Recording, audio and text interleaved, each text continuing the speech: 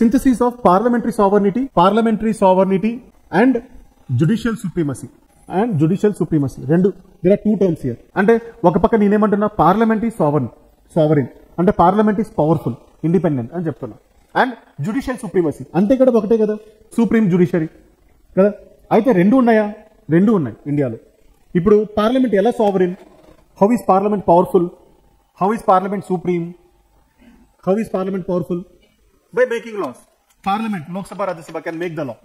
Constituent power of parliament. By making the law, I am being supreme. Okay. How is judiciary supreme then? By protecting fundamental rights. Huh? That is also right. So, parliament is making the law. Right? Judiciary will see to it that this law is within the scope of constitution. So, that is how judiciary is also supreme. అంటే ఇప్పుడు నేను ఈ లాని తయారు చేశాను. Okay, నేను fundamental rights ని violate చేసి ఈ లాని తయారు చేశాను. ఓకే, ఫండమెంటల్ రైట్స్ లో ఆర్టికల్ 19 ఉంది. ఆర్టికల్ 19 ఒక పక్క ఏం చెప్తుందంటే right to freedom of speech and expression.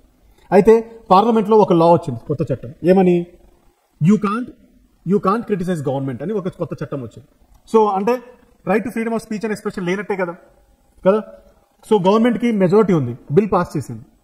అప్పుడు ఏమైంది? జ్యుడిషియరీ ఈ బిల్ని చూసి ఏం చెప్తుందంటే ఆర్టికల్ 19 అనేది వైలేట్ అవుతుంది ఇక్కడ. సో మీరు మళ్ళీ క్యాన్సిల్ చేసేయండి బిల్.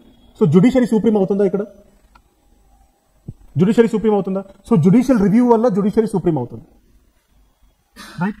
సో మన దగ్గర రెండు ఫీచర్స్ ఉన్నాయి, పార్లమెంటరీ సావర్నిటీ అనేది కూడా ఉంది, జ్యుడిషియల్ సుప్రీమసీ అనేది కూడా ఉంది.